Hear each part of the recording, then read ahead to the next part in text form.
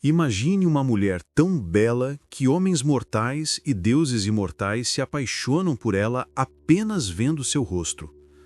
Pense em uma jovem tão dedicada que abraça a vida religiosa, servindo como sacerdotisa em um templo sagrado.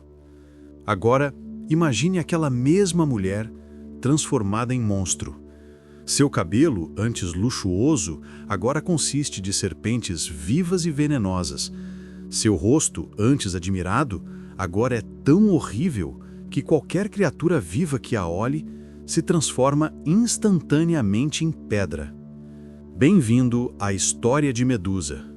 Não apenas um monstro mitológico, mas uma vítima de vingança divina, abuso e punição desproporcionada que a história grega escolheu esquecer por 2500 anos.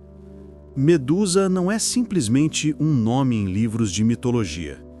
É um símbolo de injustiça cósmica, de como as vítimas frequentemente são culpabilizadas e de como o poder divino foi frequentemente usado arbitrariamente contra mulheres fracas e desprotegidas. Sua história transcendeu os séculos, inspirando obras de arte renascentistas, análises psicológicas modernas e interpretações feministas contemporâneas que reconsideram completamente seu papel na narrativa mitológica. Este documentário investigativo revela a verdade obscura e perturbadora sobre Medusa. Como uma bela sacerdotisa se tornou uma górgona monstruosa. Por quem foi realmente responsável por sua transformação?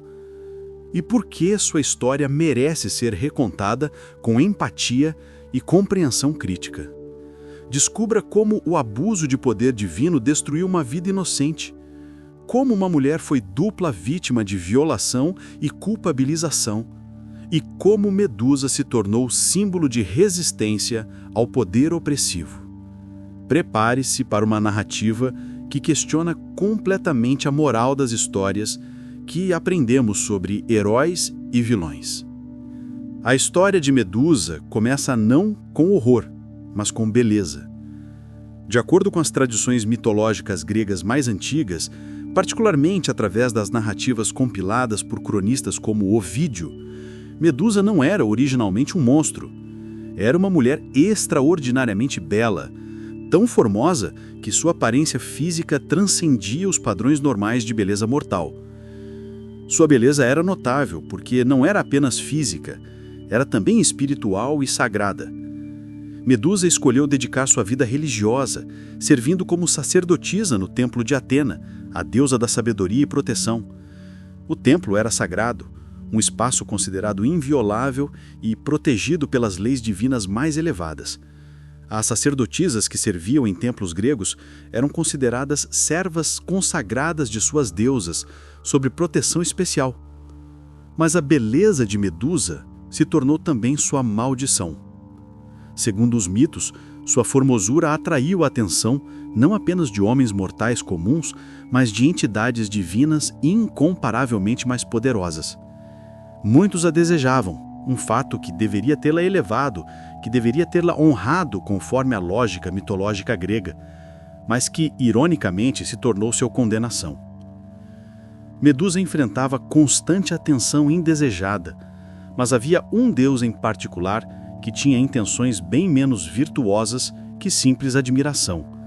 Poseidon, rei dos oceanos, deus tempestuoso e frequentemente retratado como volúvel e controlador, fixou sua atenção obsessiva na jovem sacerdotisa. De acordo com várias versões do mito, o que começou como admiração se transformou em obsessão e, eventualmente, em ato criminoso. Aqui é onde a narrativa mitológica se torna profundamente perturbadora e por razões muito reais além do fantástico. Poseidon, movido por desejo sexual irrepreensível e pela absoluta convicção de que seu poder divino o colocava acima de qualquer lei moral, violou Medusa.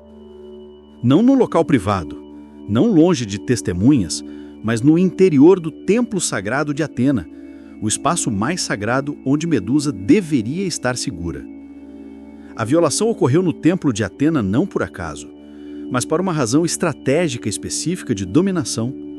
Poseidon estava deliberadamente desafiando a autoridade de Atena, demonstrando que nem mesmo dentro do templo protegido da deusa, sua segurança poderia ser garantida.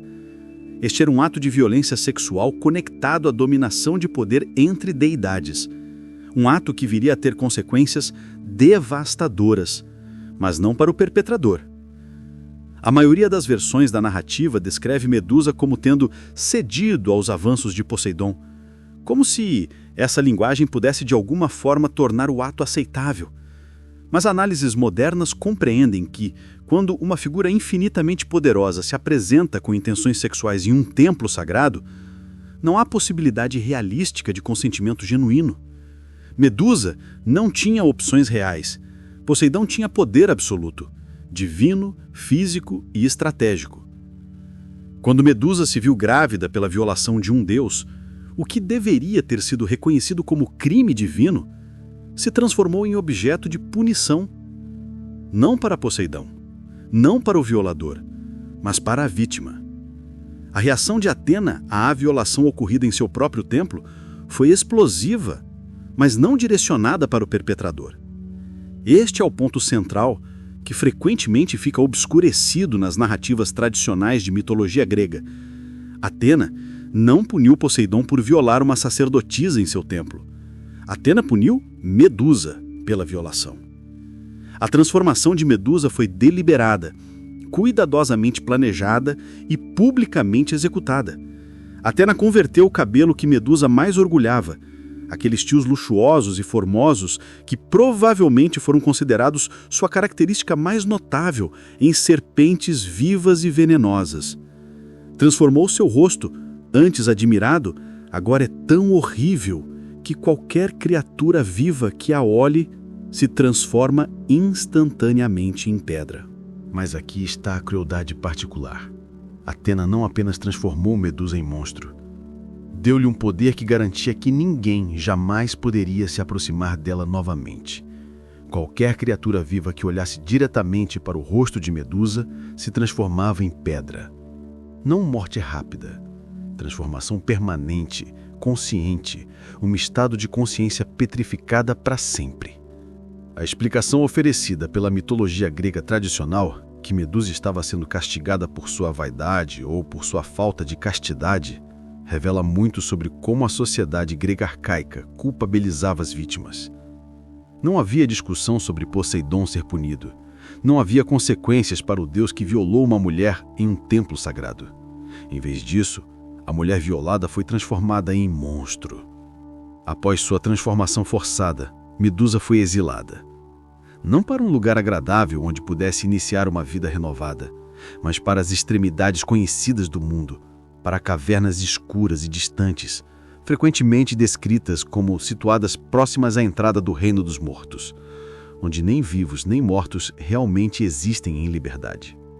Medusa foi forçada a viver em isolamento absoluto, impossibilitada de interagir com qualquer ser vivo sem transformá-lo em pedra. Todas as criaturas vivas que eventualmente se aproximavam de sua caverna, movidas por curiosidade ou erro de navegação, se tornavam estátuas.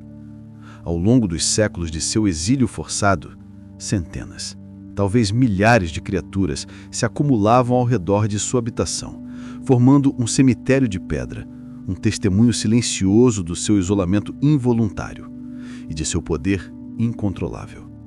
O aspecto mais perturbador é que Medusa não pediu esse poder. Não desejava petrificar tudo à sua volta. Era uma consequência forçada de sua maldição. Ela era vítima perpetual, não apenas de sua transformação inicial, mas da forma contínua e diária em que seu corpo se tornou arma involuntária contra qualquer coisa que se aproximasse. Medusa permaneceu sozinha, exilada, grávida do seu filho do seu violador, presa em um corpo que a assombrava todos os dias. De acordo com algumas interpretações psicológicas contemporâneas do mito, Medusa representava a solidão extrema, o isolamento traumático e a experiência de ser fisicamente separada de toda a humanidade como punição por ser vítima de abuso. Quando Perseu encontrou Medusa em sua caverna escura, ele não encontrou um monstro voluntário esperando para atacar. Encontrou uma mulher dormindo, Exausta do isolamento, talvez esperando pela morte que nunca chegaria, já que era tecnicamente imortal, Medusa estava grávida, carregando dentro de si o filho do seu estuprador, completando seu martírio pessoal. Perseu, ajudado pelos deuses que claramente consideravam Medusa um problema a ser eliminado, em vez de uma vítima a ser ajudada, a decapitou enquanto ela dormia. E aqui ocorre algo extraordinário e simbolicamente significativo. Do sangue que jorrava de seu pescoço cortado, nasceram duas criaturas, Pégaso, o cavalo alado imortal, de beleza incomparável, e Crisaor, um gigante guerreiro com uma espada dourada. Essas criaturas, nascidas da morte violenta de Medusa, representam, segundo análises modernas, os últimos aspectos de seu ser que conseguiram escapar da maldição.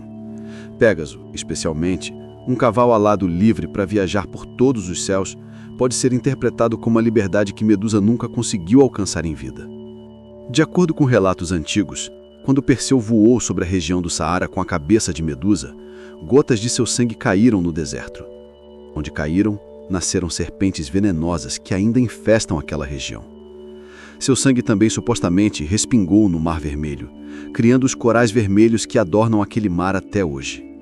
Mesmo em morte, a essência de Medusa permaneceu transformadora, geradora de vida estranha e perturbadora. Medusa permanece como uma das figuras mais complexas da mitologia grega. Não porque foi um monstro particularmente temível, mas porque sua história desafia diretamente a narrativa tradicional de heróis e vilões que a mitologia grega tipicamente oferece. Medusa não era uma vilã. Era uma vítima de circunstâncias além do seu controle, transformada pela vingança divina, injusta, em algo que ninguém deveria ter se tornado. Sua história contemporânea ressoa, porque mulheres modernas reconhecem nela o padrão antigo de culpabilização de vítimas, de punição de mulheres por serem alvo de abuso, de como poder e privilégio permitem que perpetradores escapem enquanto vítimas são exiladas. Medusa merece ser lembrada não como um monstro a ser derrotado, mas como uma mulher cujos direitos foram violados, cuja voz foi silenciada e cuja humanidade foi roubada pela conveniência de narrativas mitológicas patriarcais. Seu legado permanece em toda a arte grega e romana subsequente, em interpretações modernas que a reabilitam e em conversas contemporâneas sobre justiça, trauma e o poder das narrativas que escolhemos contar.